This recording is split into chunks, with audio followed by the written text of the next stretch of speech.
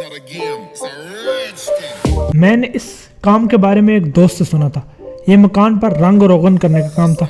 चूंकि मैं 3 माह से एक तरह से हैरात पर गुजारा कर रहा था और अब मजीद मुफ्त की रोटियां तोड़ने का ख्वाहिशमंद नहीं था, इसलिए फ़ौरन तैयार हो गया। मेरे उस दोस्त ने मुझे बुड्ढे जिम से मिला दिया, जिसके साथ मिलकर मुझे ये काम करना था। जिम बड़ा खुश मिजाज आदमी था। मैंने इसे बता दिया कि मुझे इस काम का कोई तजुर्बा नहीं, मगर इसने मेरी हिम्मत बंधाई और पीर की सुबह ठीक 8 बजे मुझे लेने आ गया। वो लंबे कद का नहीं था, मगर हासा भारी भरकम आदमी था। इसने इस मकान के सामने गाड़ी रोक दी जिस पर हमें रंग रोगन करना था। इसका इशारा पाकर मैं वैन से बाहर निकला, फिर वो भी उतर आया, सामान बाहर निकाल लिया। सबसे पहले हमने मकान की खिड़की और दरवाजों को खूब रगड़ा। इस काम में हमें 2 घंटे लगे। मेरे बाजू शल हो गए। मेरा ख्याल था कि अब जरा देर आराम करेंगे, मगर जिम ने कहा ठीक है, अब हमें सीढ़ी लगानी है। 2 आदमियों के लिए ये ज्यादा मुश्किल काम नहीं था। हमने नहायत एहतियात और हिफाजत से सीढ़ी मकान के साथ गंदे पाइप के करीब लगा दी। जिम मेरी तरफ देखकर मुस्कुराया, फिर चंद टुकड़े रेगमाल के देते हुए बोला, ठीक है बेटे, अब तुम ऊपर पहुंच जाओ और छज्जे और परनाले को अच्छी तरह रगड़ डालो। जब तुम ये काम कर लोगे तो मैं चेक करूंगा कि तुमने अच्छी सफाई किया। जरा दिल लगाकर काम करना। मुझे ये तस्लीम करने में जरा भी नहीं है कि मैं खौफजदा हो रहा था।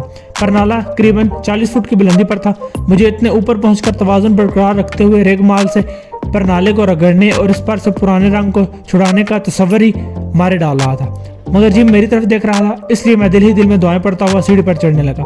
मैं सीढ़ी पर आधे ही रास्ते में था कि बुरी तरह कपकपाने लगा। इस वक्त मालिक मकान एक ट्रे में बाप उड़ाती चाय के कप और कुछ बिस्किट सजाए आ गए। चाय पी लो, वो बोली। मैं अब उसे दुआएं देता हुआ बड़ी एहतियात के साथ नीचे उतरा और जिम के साथ लान में बैठकर चाय पीने लगा। मैं देखकर मुझे एक लड़का याद आ रहा है जो मेरे साथ काम किया करता था। जिम एक बिस्किट को दांतों से तोड़ता हुआ बोला, मैंने इस जमाने में ये काम करना शुरू ही किया था। इस लड़के का नाम टोनी था। बेचारा 6 फुट और 2 इंच लंबा, मगर बांस की तरह पतला। वो भी ऊपर के काम से बहुत डरता था। कैसा ऊपर का काम? मैंने दूसरा बिस्किट उठाते हुए पूछा। यही सीढ़ी का काम बेटे, छत्ते छज्जे और परनाले वगैरह की सफाई और रंग रोगन का काम। अब सारे ही बिस्किट मत खा जाओ। हाँ, तो वो लड़का टोनी ऊंचाई से बहुत डरता था, मगर वो काम से नहीं भागा। वो सीढ़ी को बहुत मजबूती से पकड़ पकड़ कर चढ़ता था, मगर इससे क्या फर्क पड़ता है, बस ऊपर पहुंचकर जरा सा सस्ता लो और फिर काम में लग जाओ।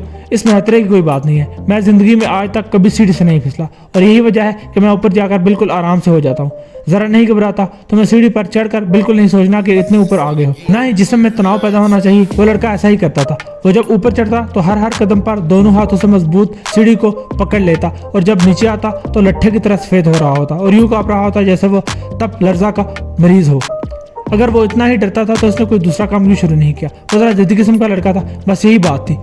वो किसी कीमत पर हार नहीं मानना चाहता था। फिर इसे क्या हुआ? मैंने पूछा। जिम कुछ देर खामोश रहा, फिर आस्तिकी से बोला, वो मर गया। ये हुआ इसके साथ। कैसे मर गया? मैंने हैरत से पूछा। क्या वो सीढ़ी से गिरकर मरा था? नहीं बेटे, वो सीढ़ी से नहीं गिरा था, बस एक रोज वो काम के दौरान मर गया। इसका हार्ट फेल हुआ था। डॉक्टर ने बताया कि वो बहुत ज्यादा तनाव का शिकार हो गया था। और अगर सोचो तो बात समझ में आती है कि सीढ़ी पर चढ़ते वक्त और ऊपर पहुंचकर हमेशा खौफजदा रहना कोई अच्छी बात तो नहीं।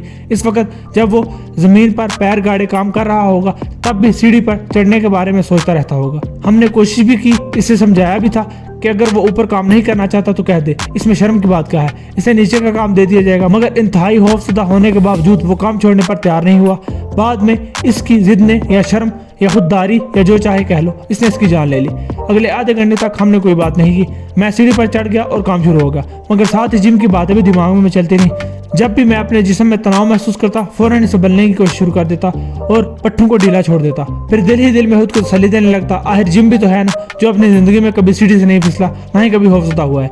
मैंने छज्जे की रगड़ाई और सफाई का काम मुकम्मल कर दिया और अब परनाले को साफ करने की तैयारी कर रहा था कि जिम ने मुंह ऊपर करके मुझे मुखातिब किया। इसके होंठों पर मुज़हका है मुस्कुराहट थी। सुनो बेटे, वो कह रहा था, वो जो भी मैंने तुम्हें टूटी कहानी सुनाई थी वो बिल्कुल मनगढ़ंत थी। दरअसल तुम्हारा इम्तिहान ले रहा था, तुम्हें आजमा रहा था कि तुम काम करते हो या नहीं। बुड्ढे हबीस, मैं बड़बड़ाया। फिर मैंने एक इत्मीनान भरा सांस लिया और सीढ़ी से फिसल गया।